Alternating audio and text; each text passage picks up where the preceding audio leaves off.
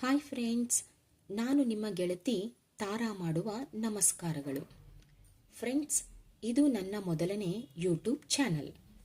ನನ್ನ YouTube channel ಹೆಸರು ಮೀನಾಕ್ಷಿ ರಂಗೋಲಿ. ನಾನು ಈ ಚಾನೆಲ್ ಮಾಡಲು ಮುಖ್ಯ ಕಾರಣ ಎಂದರೆ ರಂಗೋಲಿಯ ಮಹತ್ವ ಹಾಗೂ ಅದರ ವೈಶಿಷ್ಟ್ಯತೆ ಬಗ್ಗೆ ತಿಳಿಸಲು. ಸಂಸ್ಕೃತ ಭಾಷೆಯಲ್ಲಿ ಮೊದಲು ರಂಗೋಲಿಯನ್ನು ರಂಗವಲ್ಲಿ ಎಂದು ಕರೆಯುತ್ತಿದ್ದರು. ರಂಗವಲ್ಲಿ ಎಂದರೆ ಬಣ್ಣಗಳ ಸಾಲುಗಳು ಎಂದು ಅರ್ಥ. ವಿವಿಧ ಶುಭ ಸಂದರ್ಭಗಳಲ್ಲಿ, ಪೂಜೆಗಳಲ್ಲಿ, ಹೋಮಗಳಲ್ಲಿ ದೇವತೆಗಳ ತತ್ವಗಳನ್ನು ಆಕರ್ಷಿಸುವ ಮತ್ತು ಪ್ರಕ್ಷೇಪಿಸುವ ಕೆಲವು ಸಾತ್ವಿಕ ರಂಗೋಲಿಗಳು ಸಹ ಇವೆ.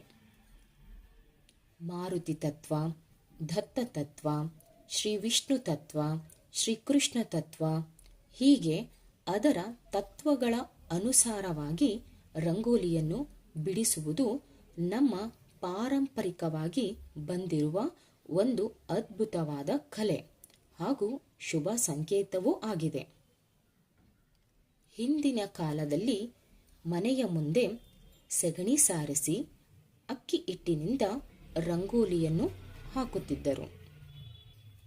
ಇದರಿಂದ ಸಕಾರಾತ್ಮಕ ಭಾವನೆ, ಸುಖ, ನೆಮ್ಮದಿ, ಸಂತೋಷ ತರುತ್ತಿತ್ತು. ಆದ್ದರಿಂದ ಫ್ರೆಂಡ್ಸ್, ನಮ್ಮ ಮನೆ ಸಮೃದ್ಧಿ ಆಗಬೇಕೆಂದರೆ ನಾವು ಪ್ರತಿದಿನ ಮುಂಜಾನೆ ಸೂರ್ಯ ಹುಟ್ಟುವುದಕ್ಕಿಂತ ಮುಂಚೆ ಮನೆಯ ಮುಂದೆ ಶುಭ್ರಗೊಳಿಸಿ ರಂಗೋಲಿ ಹಾಕಲೇಬೇಕು. ರಂಗೋಲಿಯನ್ನು ಹಾಕುವಾಗ ಮಂಡಿಯೂರಿ ಹಾಕಬಾರದು. ಇದು ನೆನಪಿರಲಿ ಫ್ರೆಂಡ್ಸ್. ನನ್ನ ಈ ಮಾಹಿತಿ ಇಷ್ಟವಾದಲ್ಲಿ ಸಬ್ಸ್ಕ್ರೈಬ್ ಮಾಡಿಕೊಳ್ಳಿ, ಹಾಗೆ ಒಂದು ಲೈಕ್ ಕೊಡಿ.